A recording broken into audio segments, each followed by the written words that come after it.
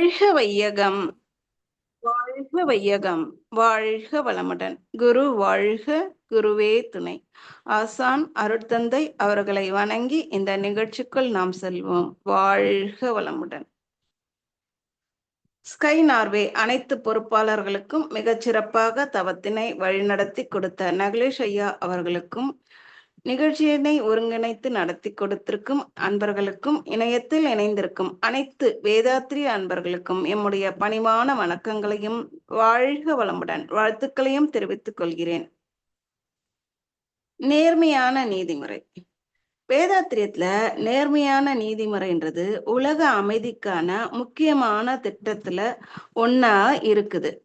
அப்போ இது நேர்மையான நீதிமுறைன்னும் போது பாரபட்சமற்ற, விரைவா மற்றும் எல்லோருக்கும், எல்லா தரப்பு மக்களுக்கும் சமமான நீதியை வழங்க வேண்டிய அமைப்பாக இது இருக்குது. இது சட்டத்தோட ஆட்சி. அப்போ அதுல குற்றம் நிரூபிக்கப்படும் வர குற்றம் சாட்டப்பட்டவங்களை நிரபராதியாக கருதுறது தான் இதுல இருக்கக்கூடிய ஒரு அம்சமா இருக்குது. இப்போ சுவாமிஜி அவர்கள் நண்பர்களை தேர்ந்தெடுக்கும் போதும் இதை குறிப்பிடுவாங்க. எப்படி நீ ஒரு நண்பனை தேர்ந்தெடுக்கணும் அப்படின்னா, எப்படி ஒரு நீதிபதி அந்த வழக்கு விசாரணை எல்லாம் முடிஞ்சு அவர் உண்மையாவே குற்றவாளி தான் அப்படி நிரூபிக்கப்படும் வரை அவரை நிரபராதியா இருப்பதற்கான வாய்ப்பு உண்டு அப்படின்ற கண்ணோட்டத்திலே பார்ப்பாங்க. அந்த மாதிரி நண்பர்களை தேர்ந்தெடுக்கும் போது நாம என்ன பண்ணோம்னா, இது கொஞ்சம் மாறாக, இவர் உண்மையானவரா இருப்பாரா அப்படின்றத உடனே ஏற்றுக்கொள்ளாம நல்ல ஆராய்ச்சி செய்து அவர் மாறுபட்ட கருத்துடையவராகவும் இருப்பதற்கான வாய்ப்பு இருக்குதுன்றத மனதுல வச்சுக்கிட்டு முழுமையா ஆராய்ச்சி செய்து அதுக்கப்புறம் நண்பனா தேர்ந்தெடுக்கணும்ன்றது சொல்லியிருக்காங்க இல்லைங்களா. அப்போ நீதிபதி எப்படி எந்த கண்ணோட்டத்துல இருப்பாங்கன்றது நமக்கு சுவாமிஜி குறிப்பிட்டு சொல்றாங்க. அப்ப இந்த நேர்மையான நீதிமுறையில என்ன இருக்கணும்னா, சுதந்திரமான வெளிப்படையான விசாரணை இருக்கணும், ஊழல் இல்லாத காவல்துறை, இதனால ஊழல் இல்லாத ஆட்சியும், காவல்துறை நேர்மையான காவல்துறையா இருக்கணும். இதுதான் இதனோட அடிப்படை தூணா இருக்குது. ஆனா இன்றைய காலகட்டத்துல எல்லா துறைகளிலும் என்ன நிலைமை அப்படிங்கிறத நாம யோசிக்கணும். இது ஏதோ இங்க மட்டும்தான் இருக்குதா அப்படின்னா அதுதான் கிடையாது. இது ஆல்மோஸ்ட் பெரும்பாலும் எல்லா நாடுகள்லயும் இந்த மாதிரி நிலைமை தான் இருக்குது. இதுக்கெல்லாம் என்ன காரணம்?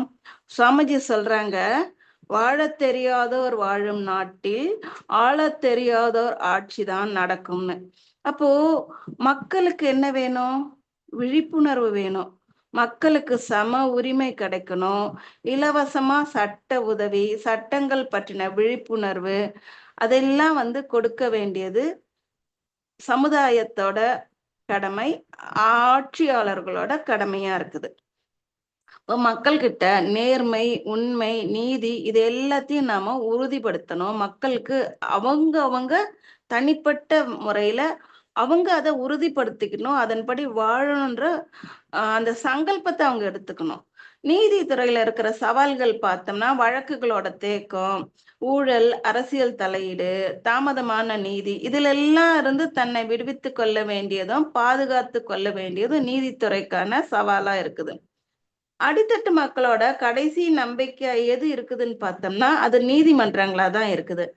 ஆனா இந்த இடத்துலயும் பார்க்கும்போது பல சவால்கள் இருக்கதான் செய்யுது. அதனாலதான் சுவாமிஜி நேர்மையான நீதிமுறைன்னு சொல்றாங்க. நிதிய நீட்டினா நீதி கிடைக்கும்னு பல பேர் தன்னோட பண பலத்தையும், அதிகார பலத்தையும், ஆட்பலம் எல்லாத்தையும் பயன்படுத்துறாங்க. ஆனா நேர்மையான நீதிமுறைங்கிறது பாரபட்சம் இல்லாம எல்லோருக்கும் சமமான நேர்மையான நீதியை வழங்கக்கூடிய அமைப்பாக இருக்கணும். மனித வாழ்க்கைக்கு ஒத்ததான உயர்ந்த பண்பாடுதான் நேர்மையான நீதிமுறை. ஒரு நாட்டோட நீதிமுறை, அதனோட சட்ட திட்டங்கள் அந்த நாட்டில் உள்ள அரசியல் தலைவர்களால வகுக்கப்படுது. அரசியலில் இருந்த தலைவர்கள் எல்லா தரப்பு மக்களுக்குமே வாழ்க்கையை பற்றின தெளிவும், வாழ்க்கை முறை மற்றும் விஞ்ஞான அறிவு இருந்துதா, ஆழமா அதை சிந்தனை செய்துதான் இதெல்லாம் கொண்டு வந்திருக்காங்களா அப்படின்னா துரதிருஷ்டவசமா இதுல எல்லாம் இல்லாம போயிருச்சு. அதனால நேர்மையான நீதியும் அதை செயல்படுத்தக்கூடிய முறையும் எந்த நாட்டிலையுமே உருவாகாம போயிடுச்சுன்னு சொல்றாங்க நம்ம அருட்தந்தை. இந்த உலகத்துல ஒரு உயிர் ஜனிக்குதுன்னா அது இயற்கையானது. அந்த உயிர் உலகத்துல வாழ்வதற்கு தேவையான எல்லாத்தையுமே இந்த இயற்கை உருவாக்கி வச்சுட்டு தான் அந்த உயிரை உருவாக்குது. இதைத்தான் நம்ம அருட்தந்தை ப்ராவிடன்ஸ்னு சொல்றாங்க. அப்போ அந்த வகையில பார்க்கும்போது பிறந்திருக்கக்கூடிய ஒவ்வொருவருக்கும் உலகத்துல வாழக்கூடிய உரிமை அப்படின்றது உண்டு. அப்போ மனிதர்கள் வளரும் பொழுது சமுதாயத்தோட ஒத்துழைப்போட தானே வளர்றாங்க. அப்ப அந்த சமுதாயத்துல நேர்மை, நீதி, நன்றி உணர்வு, கருணை இதெல்லாம் கண்டிப்பா இருக்கணும். அந்த சூழ்நிலையில வளர்றவங்களுக்கு அதே மனநிலையிலையும் வளருவாங்க. அதையே தன்னோட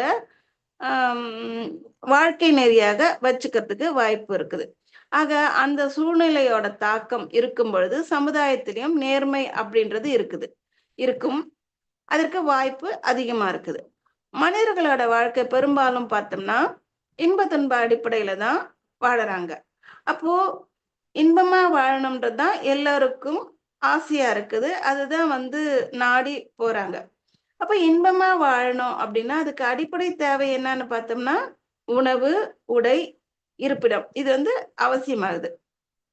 இந்த அடிப்படை தேவைகள் எல்லாருக்குமே கிடைச்சா நல்லா இருக்கும். ஆனா இந்த தேவைகளிலும் இருக்கக்கூடிய வித்தியாசங்கள் அதுலதான் என்ன ஆகுதுன்னா இந்த நேர்மையான நீதிமுறைக்கு அதுலயும் மாறுபாடை ஏற்படுத்துது. அடுத்தவங்களுக்கு துன்பம் தராமலும் தன்னோட தேவைகளை நிறைவேற்றி கொள்ள வேண்டியது மனிதர்களோட அத்தியாவசிய கடமை. ஆனா இதுல என்ன ஆகுது அப்படின்னா நிறைய பேரு தவறு செய்யறாங்க, அதை தண்டிக்கப்படுறாங்க. பொதுவா உலகத்துல இருக்க எல்லா குற்றங்களையும் 4 விஷயத்துல அடைக்கிறலாம் நாம. என்னன்னு பார்த்தோம்னா திருடுறது, அடுத்தவங்களோட சுதந்திரத்தை பறிக்கிறது, கொலை செய்யறது, மற்றவங்களை துன்புறுத்துது. இது எல்லாமே பார்த்தோம்னா மனிதர்கள் எந்த மனநிலையில செய்யறாங்கன்னு பார்த்தோம்னா அறியாமை, அலட்சியம், உணர்ச்சி வயம். இந்த 3 விஷயங்கள்ல வச்சுக்கிட்டு தான் செய்யறாங்க. அப்போ மனிதர்கள் என்ன பண்ணணும், தனக்கும் பிறருக்கும் துன்பத்தை இந்த மாதிரியான விஷயங்களால துன்பத்தை தான் வர வச்சு கொள்றான். இதுல இருந்து விடுபடுவதற்கு தான் அறிஞர்கள் சட்டங்களை உருவாக்குனாங்க. அப்போ இந்த சட்டங்களோட நோக்கம் குற்றம் செய்பவர்களை திருத்தி சமுதாய நலனும் கெடாம பாதுகாக்கணும். இதனால மற்றவர்களோட உரிமையும் பறிக்கப்படாம இருக்கணும். தன்னோட கடமையை ஆற்றணும் அப்படின்னும் போது அதை மற்றவங்களோட எந்த விதையும் பாதிக்காம மற்றவங்களோட சுதந்திரத்தை பாதிக்காம செய்யக்கூடியதா இருக்கும். அதைத்தான் சுதந்திரம்னு சொல்றாங்க. அப்போ இதுக்கு ஒரு சில வழிமுறைகளை வகுத்து கொடுத்தாங்க சட்டம் உருவாக்குன அந்த சட்ட வல்லுநர்கள். அப்போ அந்த மாதிரி நேரத்துல அந்த சட்டத்தை மீறுவது குற்றமாகுது. அப்போ குற்றம் செய்தவங்களை திருத்தணும். அதற்கு ஒரு சில காலங்கள் தேவைப்படுது. உடனடியா ஒருத்தர் திருத்திட முடியுமான்னா கண்டிப்பா அது கேள்விக்குறிதான். அப்போ அவங்கள திருத்துறதற்கு ஒரு சில கால நேரம் தேவைப்படுது. அந்த காலத்தை தான் தண்டனை காலம்னு சொல்றாங்க. அந்த காலத்துல தவறு பண்ணி தண்டனை அனுபவிக்கிறவங்க திருந்த வேண்டும். அதற்கான வாய்ப்பை தான் சிறையில ஏற்படுத்தணுங்கிறது தான் நோக்கம். ஆனா இப்போ உள்ள நிலைமையை நம்ம பார்த்தோம்னா அது எப்படி இருக்குன்றது நம்ம எல்லாருக்குமே தெரிஞ்ச விஷயமா தான் இருக்குது. அப்போ சட்டங்களை உருவாக்கும் போது எந்த வகையிலும் குற்றம் நம்ம ஏற்கனவே பார்த்தோம் இல்லைங்களா, குற்றம் செய்யாத ஒரு நபர் தண்டனையை அனுபவிக்க கூடாதுங்கிறது தான் நோக்கம். அதனால ஒரு சில நெறிமுறைகளையும் உருவாக்குனது. அப்போ குற்றம் செய்தவங்க தப்பிச்சாலும் பரவாயில்ல, குற்றம் செய்யாத ஒரு நபருக்கு எந்த வகையிலும் தண்டனை வரக்கூடாதுன்றதால ஒரு சில இடங்கள்ல அந்த சட்டங்கள் உருவாக்கும் போது ஒரு சில சின்ன சின்ன மாற்றங்கள் அந்த மாதிரி எல்லாம் கொடுத்துருப்பாங்க. அப்போ இன்றைய சூழ்நிலையில நடைமுறையில என்ன நடக்குதுன்னா நிறைய பேரு தப்பு பண்ணவங்க தன்னோட பணபலத்தாலும் ஆள் பலம் அப்புறம் அரசியல் ஆதாரம் அதெல்லாம் இருக்கவங்க என்ன பண்றாங்க, அந்த சட்ட திட்டங்கள்ல இருக்கக்கூடிய ஒரு சில விஷயங்களை வச்சுக்கிட்டு தப்பு பண்றவங்க தப்பிச்சுக்கிறாங்க. இதுக்கெல்லாம் பார்க்கும்போது கண்டிப்பா சமுதாய ஒத்துழைப்பும் இருக்குது. ஏன்னா ஒரு தனிநபர் அவரு போயிட்டு நேரா எத்தனை பேர் எல்லாருமே லா படிச்சிருக்க போறது இல்ல. அப்போ அதுக்கு கூட ஒரு வழக்கறிஞர் அவங்களோட வசதியும் அதுக்கேற்ற மாதிரி ஒரு டீம் அப்படிலாம் வைக்கும்பொழுது இது வந்து சமுதாய ஒத்துழைப்போட தான் நடக்குது. அப்போ அந்த ஒரு அப்போ பார்க்கும் பொழுது தனிப்பட்ட ஒரு நபர் வந்து குற்றவாளியாக சொல்ல முடியாது. அதுக்குதான் சுவாமிஜி ஒரு பாடல்ல சொல்றாங்க, குற்றவாளி பாவி என்று யாரும் இல்லை உலகில், குறைகளுக்கு காரணமா பழைய சமுதாயம்ங்கிறாரு. அப்போ இதுல இருந்து மீண்டு வரணும் இல்லைங்களா?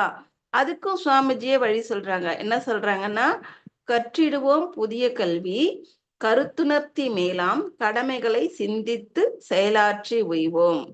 உற்ற செல்வம் உடல் உழைப்பு அறிவு இவை கொண்டு உலகுக்கு உதவி அருட்தொண்டாற்றி மகிழ்வோம். மற்றவரை எதிர்பார்த்தல் கையேந்தல் வேண்டாம், மாநிதியாம் இறைவனை நம் அனதடியில் தேர்வோம்னு சொல்றாங்க. ஆக முறையான உயர்ந்த கல்வி, சிந்தனை திறன், உதவி செய்யக்கூடிய குணம், நல்ல உழைப்பு, இது எல்லாத்தையும் வச்சுக்கிட்டு மற்றவங்களுக்கு எந்த வகையிலும் தீங்கு தராமையும் மற்றவங்களை வந்து நம்ம எதிர்பார்க்காதமலும் வாழணும். இதான் வந்து சுவாமிஜி வந்து இன்னும் சுருக்கமா என்ன சொல்லிட்டாங்க, இரண்டொழுக்க பண்பாடாக கொடுத்துட்டாங்க. அப்போ இந்த இரண்டொழுக்க பண்பாடு முறையா எல்லாரும் கடைபிடிச்சாலே நீதி நிலைநாட்டப்படும். ஆனா ஆட்சியாளர்களோட பேராசை, அவங்களுக்கு மட்டுமா பேராசை, மக்களும் பல பேர் அப்படித்தானே இருக்கிறாங்க. அப்போ அதனால என்ன ஆகுது, நீதி தவறுது பல இடங்கள்ல. அப்போ இதெல்லாம் நடந்துகிட்டு தான் இருக்கு. அதுக்கான சூழலும் எல்லா இடங்களும் இருந்துகிட்டே இருக்கு. இதெல்லாம் நம்ம கவனிச்சாலே இது நமக்கு புரிய வரும்.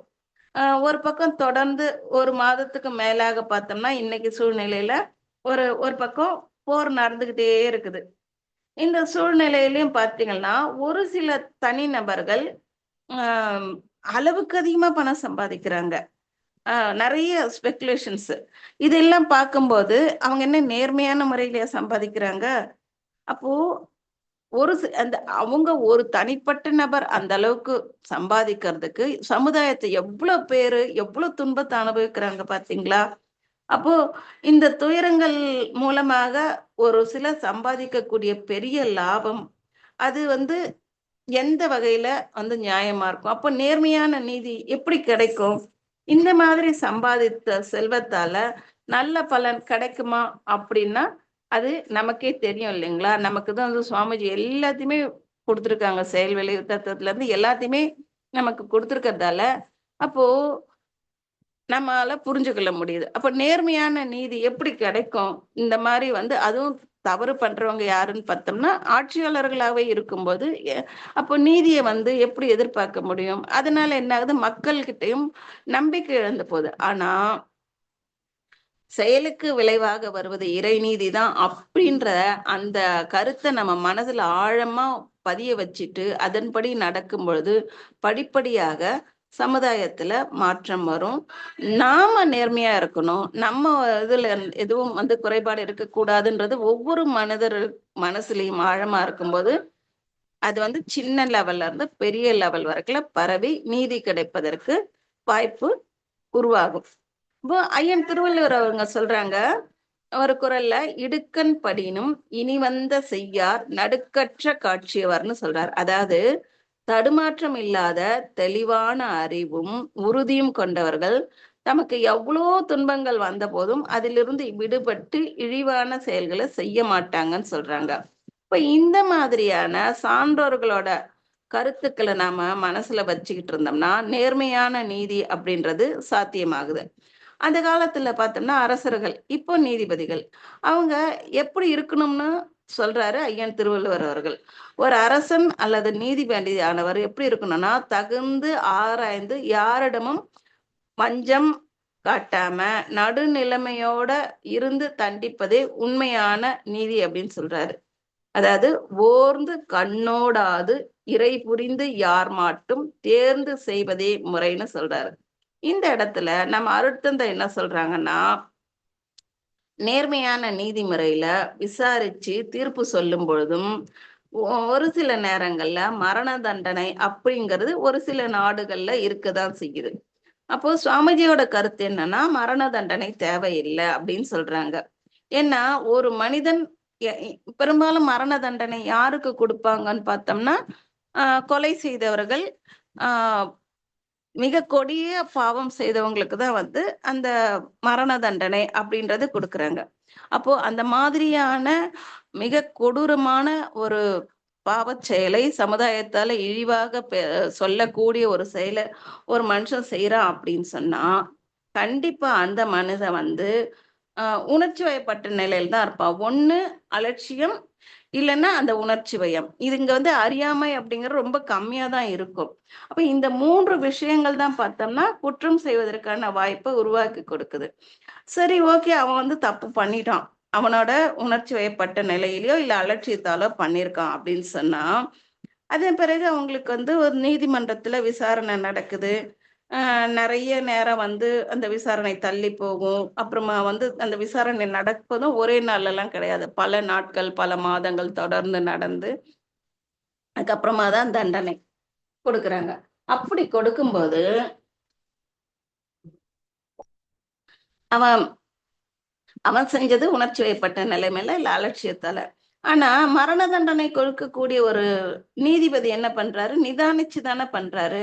அப்போ சுவாமிஜி என்ன சொல்றாருன்னா, ஒருத்தன் வந்து கொலை செய்தா, அதற்கு வந்து இன்னொரு கொலை வந்து எப்படி நியாயமாகும் அப்படின்னு கேக்குறாங்க.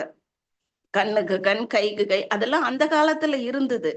ஆனா, இந்த காலத்துக்கு அதெல்லாம் தேவையில்ல. ஏன்னா, இப்ப உள்ள அறிவாட்சி திறன், மக்களுக்கு வந்து இருக்கக்கூடிய வசதி வாய்ப்புகள், அதெல்லாம் நெறைய இருக்கிறதால, இப்ப வந்து அந்த மாதிரியான மரண தண்டனை குடுக்க வேண்டாம். அ அந்த குற்றவாளி வந்து உணர்ச்சி வயப்பட்டு முட்டாள்தனமா செய்த தவறுக்கு, அவன் அவன் அவனோட குடும்பம் என்ன பாவம் பண்ணுச்சு? இப்ப அவன் தப்பு பண்ணிட்டான். இப்ப அவன வந்து தூக்குல போடுறதோ, இல்ல வேற ஏதாவது ஒரு வகையில அவனுக்கு மரண தண்டனை குடுத்துட்டோம்னா, அவன நம்பி இருக்கக்கூடிய குடும்பம் இருக்கு இல்லையா? அது எவ்வளோ கஷ்டப்படும். ஆ அது மட்டும் இல்லாம சமுதாயத்தால என்ன பேசுவாங்க? அந்த குடும்பத்துல அவனோட மனைவி, அவனோட மக்கள் இருந்தா என்ன சொல்லுவாங்க? அவங்கள பார்க்கும்போது, இவன் வந்து கொலைகாரனோட பையன் அப்படின்னு சொல்லி சொல்லி, இந்த தப்பு பண்ணாத மக்களுக்கும் ஒரு ஆ என்னத்த கஷ்டத்த குடுக்கறது. அவங்களும் தப்பு பண்றதுக்கான வாய்ப்ப வந்து இந்த சமுதாயம் ஏற்படுத்திடும். அவன் அப்படியே சொல்ல சொல்ல இவங்களும் ஏன் நாம வந்து நம்ம இப்படியே பேசிட்டு இருக்கியா? அப்படின்னு சொல்லிட்டு அவங்களும் வந்து நான் உன்ன அடிக்கிறேன், இது பண்றேன்ற மாரி நிலைக்கு போயிறக்கூடாது.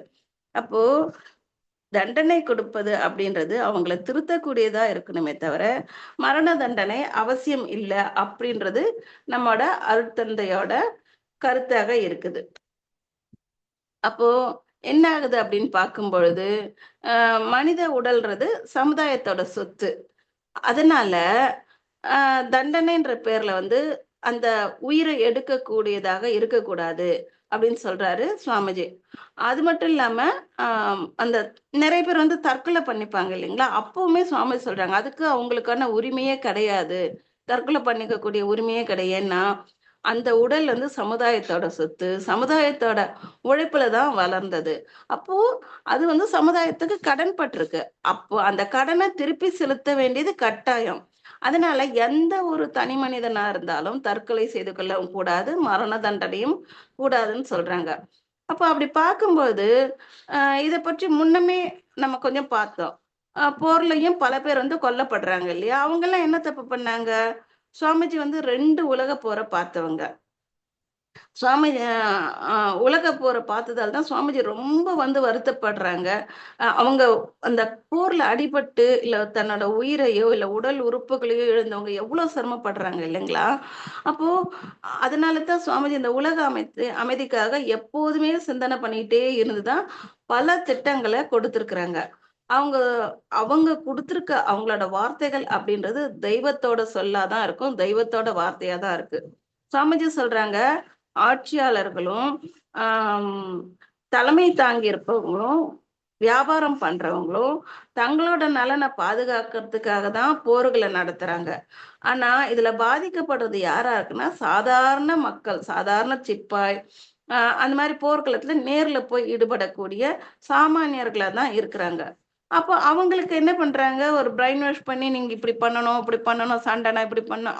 அது சேர்ந்ததுலேருந்தே அப்படி பண்ணி பண்ணி, அப்புறம் ஏதாவது ஒரு பாதிப்புனா, உன் குடும்பத்துக்கு நாங்க இவ்ளோ பணம் குடுக்குறோம். உனக்கு வந்து இவ்ளோ உணவு குடுக்குறோம். போர் எப்போதுமா நடக்க போகுது. எப்போ ஒரு முறை தானே அப்படின்ற மாரி அவங்கள பிரெயின் வாஷ் பண்ணி சாமானியர்கள வந்து அந்த சண்டைன்னு வரும்போது அழித்து விடுறாங்க. இது எப்படி இருக்குதுன்னா, கோயில்ல ஆடுகளுக்கு பலி கொடுப்பாங்க இல்லைங்களா? ஆடை வந்து ஒருத்தர் என்ன பண்ணுவாரு, அத குளிப்பாட்டி கழுத்துல மாலைய போட்டு, ஒ ஒருத்தர் வந்து அந்த ஆட்டு கழுத்துல கயிற புடிச்சிட்டு போவாரு. இன்னொருத்தர் என்ன பண்ணுவாரு, அந்த ஆட்டுக்கு முன்னாடி வந்து ஒரு புல்லுக்கட்ட காமிச்சு கூட்டிக்கிட்டே போவாரு. அந்த ஆடு என்ன பண்ணும், அந்த புல்லுக்கட்ட மட்டுமே நம்பிட்டு, நமக்கு நல்லது பண்றாங்கன்னு நம்பி போகும் இல்லையா? அந்த மாதிரி தான் இருக்குது. இந்த மக்கள வந்து இந்த மாரியான அரசியல் தலைவர்களும், சுயநலவாதிகளும் அ போர்ல ஈடுபடுத்துறதுன்னு சொல்றாங்க. அப்ப இதுல இருந்தெல்லாம் விடுபடணும் அப்படின்னா, ஒரு சுமூகமான சூழல் அமையணும். அதுக்கு என்ன பண்ணணுங்கிற வழிமுறையையும் சுவாமிஜி சொல்றாங்க பாருங்க. மக்களோட வாழ்வுக்கு தலைமை ஏற்கக்கூடிய ஆட்சியாளர்கள், நீதிமன்ற தலைவர்கள், வழக்கறிஞர்கள், எழுத்தாளர்கள், சமுதாய நலன் பொறுப்பை ஏற்றுக்கொண்ட தலைவர்கள் எல்லாருமா கூடி சிந்தித்து நல்ல வழி காண வேண்டும். அப்போ நீதி அப்படின்னு எதை ஒப்புக்கொண்டுள்ளாங்க அப்படின்னா, அநீதியான செயல்களுக்கு முடிவு காணணும். சமுதாய நலன்ல இருக்கக்கூடிய அறிஞர்களும், பொதுமக்களுமே இத வந்து சிந்தித்து செயல்பட வேண்டும். இன்னைக்கு காலகட்டத்துல நீதி அப்படின்னு சொல்லிட்டு ஒரு சில விஷயங்கள் இருக்கு. அது வந்து அநீதியாக தான் இருக்குது. அதுலலாம் இருந்து மாற்றம் வரணும் அப்படின்னு சொல்றாங்க. அப்போ இதுக்கான தீர்வை எப்படி கொண்டு வரலாம் அப்படின்னா, அதற்கான வழியையுமே சுவாமிஜி சொல்றாங்க. ம் அவங்களோட நாட்டமும் அதுவா தான் இருக்குது. அவங்க என்ன சொல்றாங்க அப்படின்னு பார்த்தோம்னா, ஓருலக ஆட்சி, உயர் ஒழுக்கத்தோடு உலகினிலே குழந்தைகளை வளர்க்கும் திட்டம். பார் முழுவதும் பொருள் துறையில் சமநேர் நீதி, பல நாடும் ஒன்றிணைந்த பொருளாதாரம், சீர்திருத்தம், சிக்கனமாம் சிறந்த வாழ்வு, தெய்வநிலை அகத்துணரும் இறைவணக்கம். நேர்வழியில் விஞ்ஞானம் பயனாய்க் கொள்ளும் நெறிமுறைகள் இவை இணைந்த வாழ்வு காண்போம்னு சொல்றாங்க. அப்போ சுவாமிஜியோட நாட்டம் இதை தவிர வேற எதுவுமே கிடையாது. இந்த நாட்டம் நடைமுறையில வந்துருச்சு அப்படின்னு பார்த்தோம்னா, நேர்மையான நீதிமுறையும் கிடைக்கும். அதுல எந்த சந்தேகமும் கிடையாது. அப்போ சுவாமிஜி வந்து ஒரு ஒரு விஷயத்த சொல்றாங்க அப்படின்னா, இது இப்படி இருக்கணும், இப்படி இருக்கணும்னு மட்டும் சொல்லாம, அதை எப்படி நடைமுறையில கொண்டு வரணும் அப்படின்றதற்கான தீர்வையும் சேர்த்தே தான் குடுக்குறாங்க எல்லா விஷயத்திலயும். அதனால சுவாமிஜி கொடுத்திருக்கக்கூடிய அவர்களோட இந்த தீர்வு, அந்த நாட்டம் நடைமுறைக்கு வந்துருச்சு அப்படின்னாக்கா, கண்டிப்பாக நேர்மையான நீதிமுறை அமையும். அதுல எந்த சந்தேகமும் இல்லை என்று கூறி, செவிமடுத்த அனைத்து நல்லுள்ளங்களுக்கும், வாய்ப்பை வழங்கிய அனைத்து நல்லுள்ளங்களுக்கும் நன்றி கூறி நிறைவு செய்து கொள்கிறேன். குருவே சரணம். நன்றி. வாழ்க வளமுடன். வாழ்க வளமுடன்.